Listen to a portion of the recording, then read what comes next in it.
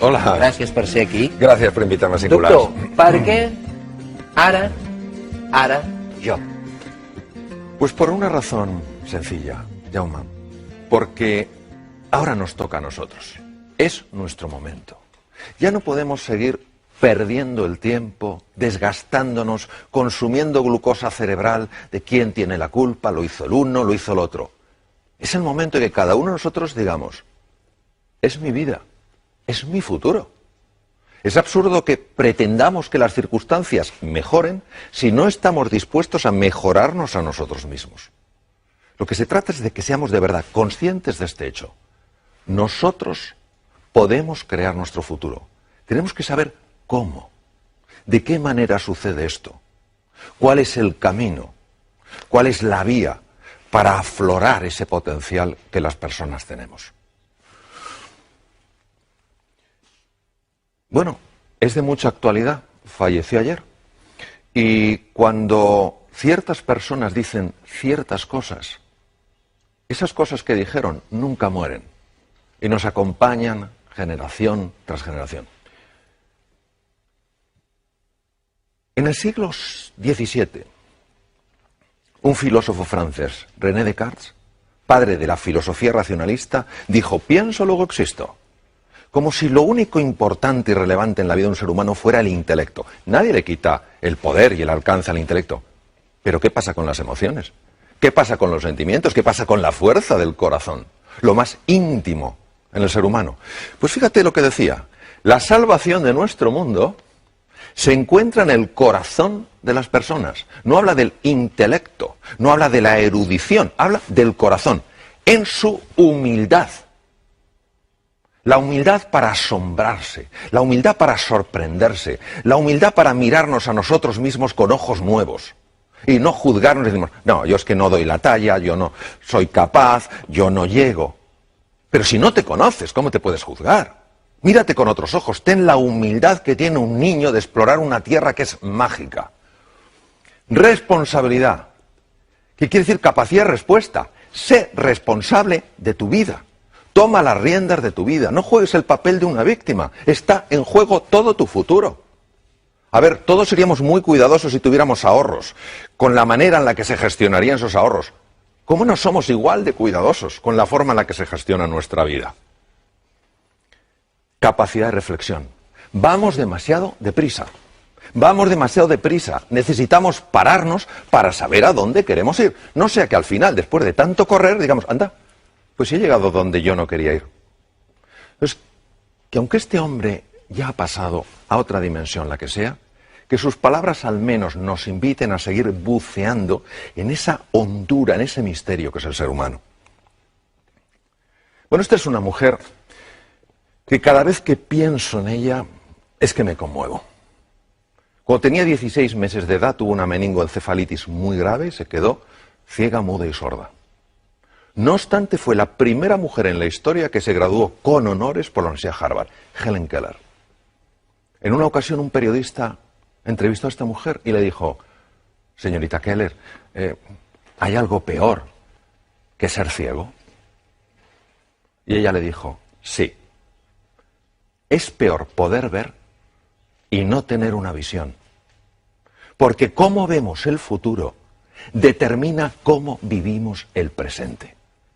Si yo no creo un futuro ilusionante, si yo no creo un horizonte que tire de mí, ¿cómo en mi día a día voy a actuar con fuerza, con energía y con pasión? No. Miro ese universo que hay ahí lejano y digo, va, no hay nada para mí. Entonces en mi día a día iré con tristeza, iré con desánimo. Bueno, es la profecía que se autocumple. En poco tiempo efectivamente veré ese futuro y no seré consciente de que yo también lo he creado con mi forma de comportarme, mi forma de ser. Es básico entrenar la mente. La mente es algo de tal complejidad que es muy difícil definirla y mucho menos con 4 o 5 palabras. ¿Qué es entrenar la mente? Lo primero es entrenar la atención. No perdamos más el tiempo enfocándonos en lo que está mal. Vamos a enfocarnos en lo que podría estar bien. No en quién tiene la culpa, sino en qué podemos hacer nosotros juntos. Vamos a usar la imaginación no para generar angustia y preocupación, ay, ¿cómo va a ser mi vida mañana y pasado? Sino generar posibilidades, algo que nos ilusione. Tenemos que ser capaces, además, de parar ese diálogo incesante que nos pone la cabeza a estallar, con desesperanza, con desánimo, con desilusión. Necesitamos entrenarnos en la reflexión. La palabra inteligencia viene de la raíz latina, interlegere, que quiere decir mirar dentro. Pero ¿qué pasa? Que cuando estamos hablando de entrenar la mente nos suena un poco extraño. ¿Cómo? ¿Es que una persona que quiere aprender un nuevo idioma no tiene que entrenarse? ¿Es que alguien que quiere aprender un nuevo deporte no tiene que entrenarse? Porque la mente no se va a entrenar. Necesitamos entrenarnos en fortaleza mental y en fortaleza emocional. Porque el mundo en el que estamos es un mundo complejo e incierto. Pero una cosa es la complejidad y la incertidumbre y otra es la desorientación. No podemos estar además desorientados. ¿Cómo nos orientamos? A través del entrenamiento mental.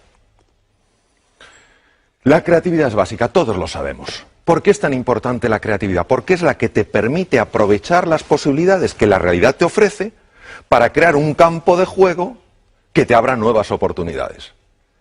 ¿Pero qué nos pasa?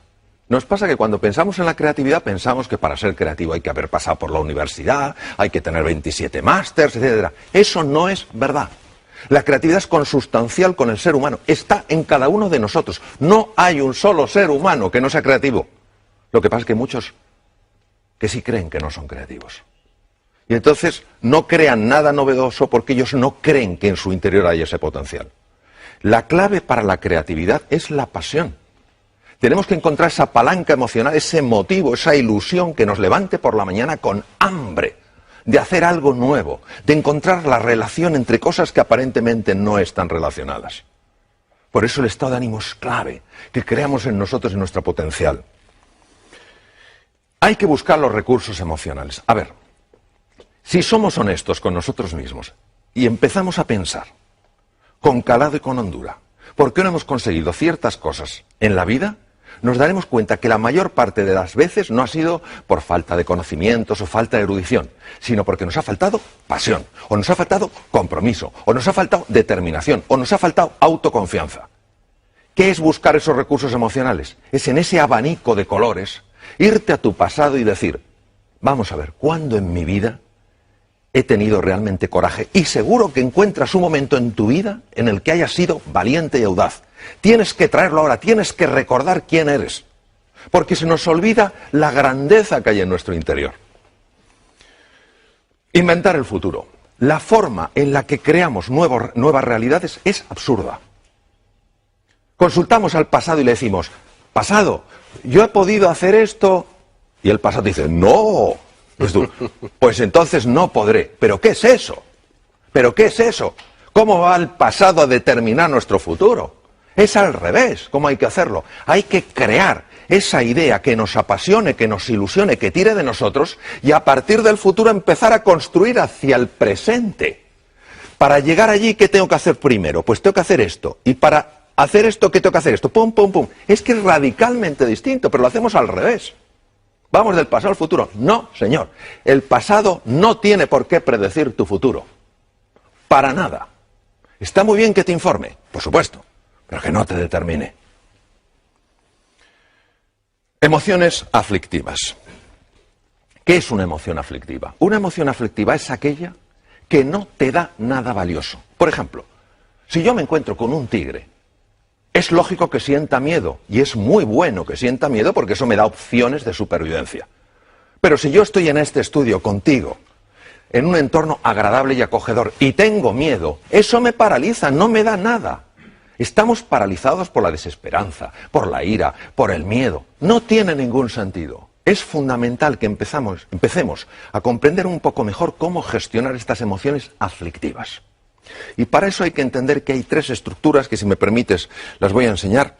Una de ellas es la amígdala. Viene del griego almendra, está situada aquí en los polos anteriores del lóbulo temporal. Otra es el hipotálamo, que está aquí. Y otra es lo que se llama la sustancia gris periacueductal, que está justo aquí, alrededor del acueducto de Silvio.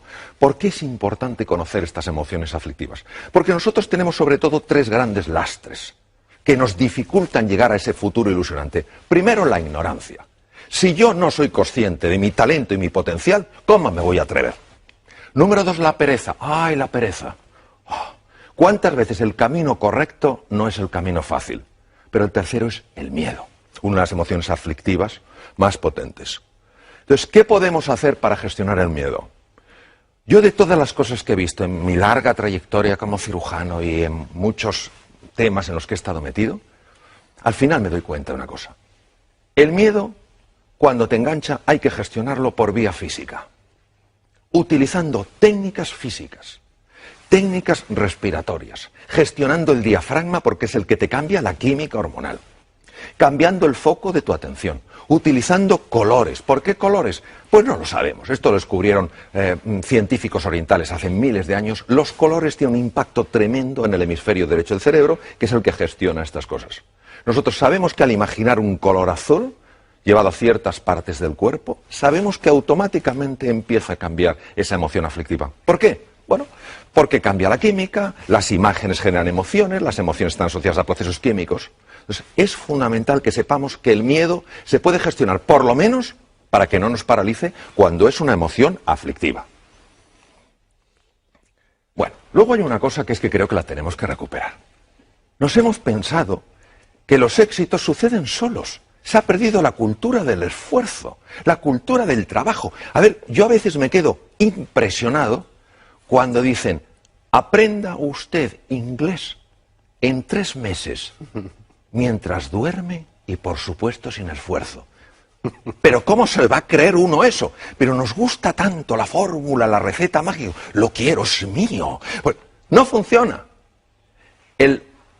Probablemente el inventor más prolífico que existió nunca, Thomas Alva Edison, dijo, el genio es 1% inspiración y 99% trabajo, transpiración, sudar. Entonces, ¿qué quiere decir? Esto es como una goma.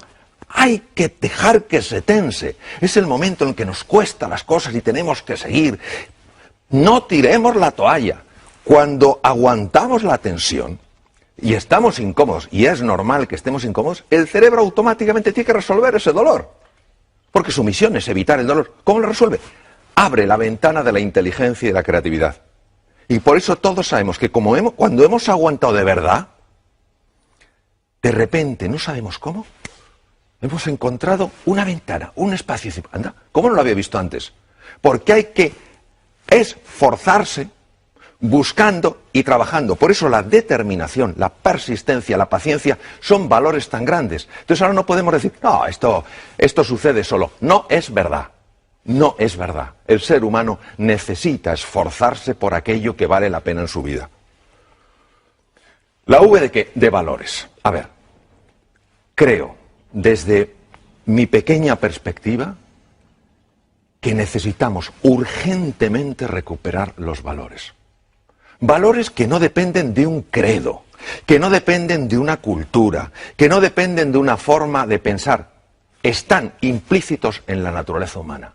¿Qué es un valor? Un valor es todo aquello que a mí, como ser humano, me perfecciona. Si la generosidad me perfecciona, eso es un valor. Si el coraje, la audacia me perfecciona, eso es un valor. Los valores son los que nos dan guía, referencia. En un mundo marcado por la complejidad y la incertidumbre, ya lo he comentado antes, ¿qué es lo que nos da la orientación? ¿Cuál va a ser nuestro faro? Esos valores. Ojo con la sensación de impotencia. Jaume, yo la veo continuamente. No sé cuántos, no sé qué. Una cosa es el diagnóstico, y en medicina esto lo sabemos bien. A nosotros nos interesa hacer un diagnóstico correcto. A ver, si yo tengo una enfermedad seria y voy al médico, el médico me dice, no se preocupe, es un catarrillo. Digo, qué médico más simpático, pero no me ha ayudado a nada. Yo prefiero que me diga, mire, tiene usted una neumonía, es un diagnóstico más duro que un catarro, pero porque hacemos el diagnóstico correcto le podemos curar.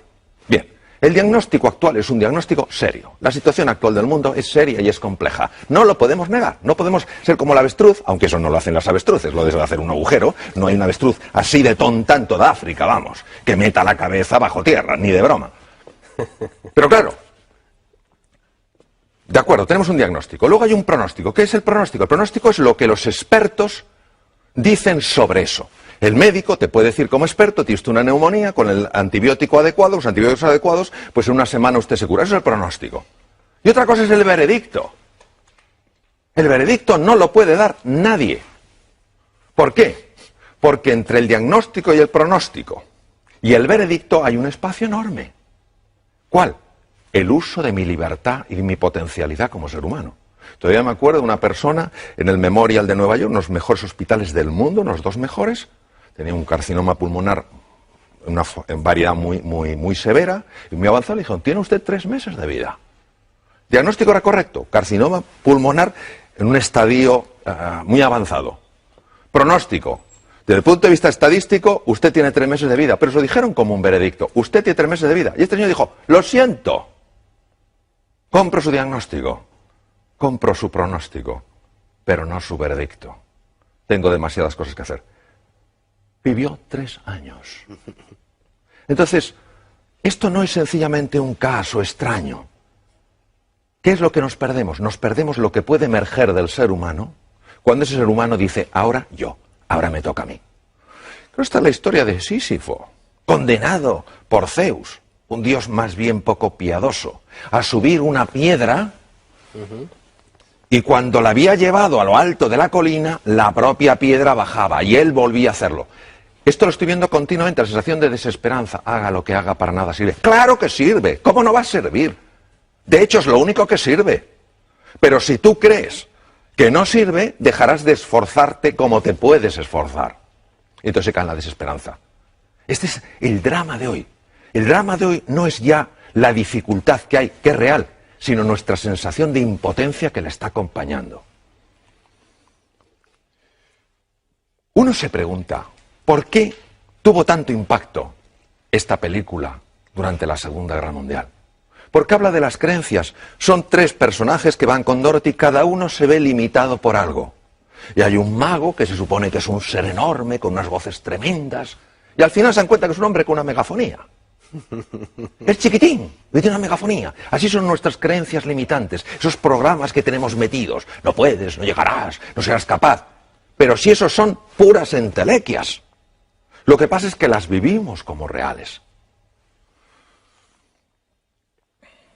El oráculo de Delfos. Un griego está consultando al oráculo de Delfos. Es importantísimo que sepamos que nosotros podemos escuchar 2 tipos de voces. La primera voz es la de la jaula de grillos. No puedes, no eres capaz, no hay salida, tú ni siquiera lo mereces. A eso no hay que escucharla. Y hay otra que es el maestro interior, que te dice confía en ti, cree en ti. ¿Cómo notas que te habla uno u otro? Es muy fácil notarlo. Cuando te habla el maestro interior, notas paz y serenidad.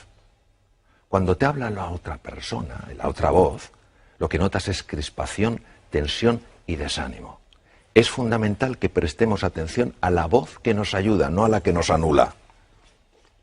Bueno, esto a mí como médico me impacta profundamente. La actitud, ¿qué es la actitud? La actitud es cómo me posiciono yo frente a una realidad. Está más que demostrado médicamente que la actitud de una persona frente a una enfermedad afecta a todos estos niveles. Los linfocitos, ¿qué son linfocitos? Células que atacan bacterias, virus, tumores.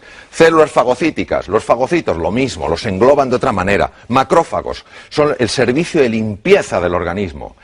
Se ingieren, destruyen todos esos detritus para que no se infecten. Anticuerpos, fibroblastos, generadores de la cicatriz. Todo esto es afectado por la actitud. Y uno dirá, ¿pero cómo es posible? Porque la actitud afecta mis emociones. Mis emociones son procesos químicos. Y todas estas células que vemos en la pantalla tienen receptores para esas moléculas. Claro, no es lo mismo que a un linfocito que tiene que pelear con una bacteria se le pegue la molécula del entusiasmo que la del desánimo. Porque imagínate un linfocito acercándose a una bacteria con la molécula del desánimo y el propio linfocito, claro, en lenguaje linfocítico, diciendo, oh, yo con esta bacteria no tengo nada que hacer, yo me voy. Pero es que es así, es decir, lo digo en un plan un poco desenfadado, pero es que es así. Es que se ha demostrado que estas células reaccionan de manera radicalmente diferente según las moléculas de la emoción que se ajusten. Nelson Mandela, se puede aprender tanto de este hombre, que podía haber odiado tanto a sus carceleros. tenía tantas razones. Y lo único que le importó es la reconciliación. Y él decía que la última libertad, la que nunca te quitarán, es tu libertad interior, tu libertad creativa. Claro que la libertad para moverte, esa te la pueden quitar. De hecho, él estuvo encarcelado 27 años en Robben Island. Pero tu libertad interior, ¿cómo quieres tú posicionarte frente a algo? Él eligió posicionarse no desde el odio, sino desde la voluntad de la reconciliación. Porque él sabía que no era el único prisionero, sabía que sus propios carceleros eran prisioneros de su propio odio. Vaya mensaje. Hombre o máquina, no podemos estar esclavizados por programas mentales. Por programas mentales que nos alteran. No somos criaturas que solo reaccionemos, que nos pinchan y quitamos el brazo, que nos queman y quitamos el otro brazo. Hemos de recuperar nuestra libertad interior y decir, de acuerdo, esta situación es dura, esta situación es compleja, no me gusta. Yo, si hubiera podido, no la hubiera elegido, pero me ha tocado. ¿Qué puedo hacer para relacionarme con esa situación con mucha más potencia y mucha más energía? Entonces, en ese momento, cuando yo utilizo mi libertad interior, mi libertad creativa, ¿qué es lo que me hace verdaderamente humano? Salgo de la dimensión de máquina. Ya no reacciono, ya no soy alguien que dependa exclusivamente de las circunstancias. Soy influido por las circunstancias, pero no soy determinado por ellas. Bueno, esto de llegar a las reuniones. A ver, ¿cuántos problemas tenemos hoy? Muchos. Pero si la energía para resolver problemas, esa es una energía que nos debilita. Lo que hay que decir es, señores, ¿qué desafíos tenemos hoy sobre la mesa? Se ha visto, cambiando palabras, problemas por desafíos, cómo la sangre cambia, porque cambian las hormonas, cambian las moléculas de las emociones. Entonces, vamos a dejar de hablar tanto de lo que está mal y vamos a hablar un poquito más de qué está pidiendo de nosotros la vida. Pues la vida lo que está pidiendo es que demos la talla que por naturaleza tenemos. Voy a terminar con 3 animales. Los 3 para mí tienen un mensaje. Adoro la naturaleza. Adoro la naturaleza. El águila tiene visión. Visión de alcance. No nos podemos quedar con la superficie, hay que ir más allá. No podemos tener una visión superficial, tenemos que ir con más profundidad. No podemos tener una visión estrecha, tenemos que ver una visión más ancha. Es un mundo ya todo conectado. La ley de sistemas está presente. Claro, esto llama a ese entrenamiento de la mirada, a mirar las cosas de una manera desacostumbrada. Segundo, el león. ¿Por qué el león duerme 2/3 partes del día? Uno dirá, porque tiene mucho sueño. No digo que no, pero porque confía en él, porque confía en la vida, porque confía en los demás. Es la confianza. Y el tercero es el actuar estratégicamente. A ver, todo esto, si solo se queda en un revulsivo emocional, en algo que me ilusiona, en algo que me entusiasma, pero no cojo yo y digo, y ahora me toca a mí dar el primer paso, no sirve para nada. Entonces, la actuación estratégica, es decir, bueno, quiero llegar aquí, ¿qué 4, 5, 6 cosas puedo poner en marcha simultáneamente para encaminarme? Si realmente nosotros creemos que podemos, vamos a subir muchísimo las posibilidades de poder. En la vida, Jaume, tú lo sabes igual que yo, solo tenemos una seguridad. En un momento determinado nos vamos a otra dimensión. Ahora, nosotros podemos jugar con más posibilidades. De eso se trata. Creyendo más en nosotros, en todos nosotros, y poniéndonos en marcha como aquellos que creen, desde luego es así como inventamos nuestro futuro. Doctor Mario Alonso, com sempre, magistral. Muchas gracias. Ens acaba de posar una injecció. Companyi, per favor, anem a la taula. Que sí. Ens acaba de posar una injecció de voluntat de no rendir-nos, de continuar endavant, de lluitar, ho dèiem també al principi. Vostè, doctor, diu que hi ha 9 valors essencials que d'alguna manera desenvolupen el caràcter d'una persona.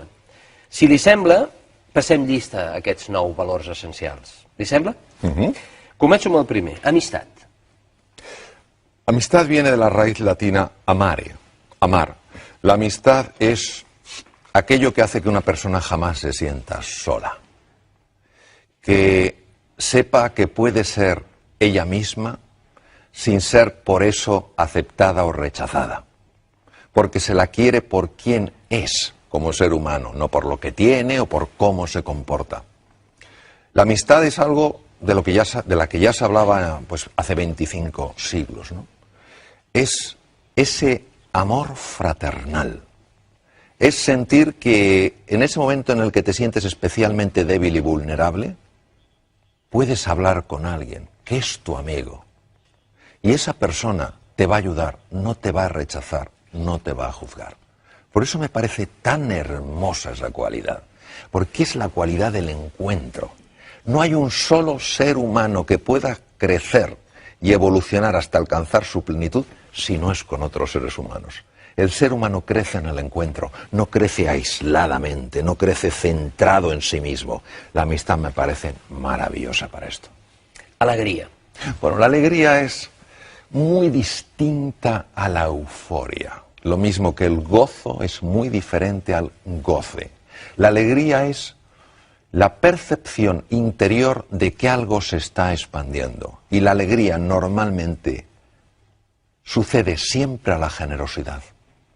Cuando yo hago algo por un ser humano, sin esperar nada a cambio, no quiere decir que no me guste, que la persona me diga gracias o que en un momento determinado me ayude, pero no lo hago por eso. Lo hago porque para mí esa persona está llena de dignidad. La respeto, la quiero ayudar, crecemos juntos. Entonces, cuando yo hago eso sin esperar nada a cambio, surge una emoción única, especial, que es la alegría. Reflexió. Ay, la reflexión, querido Jaume, la reflexión. En un mundo que va... La reflexión es igual al viaje interior. Es estar dispuesto a hacer el trabajo en mí mismo que necesito para transformar mi forma de ser. No para convertirme en quien debería de ser, sino para sacar a flote mi verdadero ser. Nos pasamos la vida intentando cambiar a los demás. Y tengo una noticia. Eso no funciona. No funciona. Porque cuando tú notas que alguien te está intentando cambiar, porque se supone que no haces las cosas o que no eres una persona suficientemente completa, te resistes. Pero cuando uno a sí mismo se dice, oye, yo esto lo tengo que cambiar. En el momento en el que tú te lo dices a ti mismo, ahí es cuando empieza el cambio. Eso sin reflexión no sucede. Compassió. Ay, la compasión. Compasión quiere decir conectar con la pasión, con el sufrimiento de un ser humano. Es la base de la empatía. No implica estar de acuerdo con lo que una persona hace. Es intentar entender por qué lo hace. Cómo está viendo las cosas para actuar así. Es la base del encuentro entre dos seres humanos. Evita que reaccionemos. Y lo que invita es a explorar, a buscar, a comprender para poder ayudar. Compromís. Bueno, voy a poner un ejemplito. Yo comprendo que es posiblemente conocido. Me gusta ponerlo. El compromiso no es la implicación. El compromiso es mucho más serio. Y suelo poner el ejemplo, posiblemente sea conocido aún así, es muy gráfico. Plato de huevos fritos con bacon. La gallina implicada, el cerdo comprometido. Se deja la piel. Entonces, el compromiso es cuando tú dices, esto sale sí o sí. Me caeré 27 veces. Cometeré 50 errores. Siempre me levantaré una vez más de las que me caiga. El compromiso solo lo llevas a cabo cuando algo es un valor tan importante que dices, hay demasiado en juego. Y cuando una persona está comprometida de verdad en algo, ahí es cuando empieza a emerger la grandeza que hay en el interior. Em salto, doctor Mario Alonso, dos valors perquè vostè n'ha parlat bastant durant la seva presentació, que és creativitat i entusiasme. I passo directament al valor de la fe. Fe es creer sin tener evidencias. Creo firmemente que la fe mueve montañas y que las montañas a veces más grandes no son las que vemos ahí fuera, sino las que tenemos dentro. Montañas que son falta de reconocimiento a nuestras propias capacidades, a nuestros propios recursos, a nuestra propia imaginación, a nuestra propia creatividad.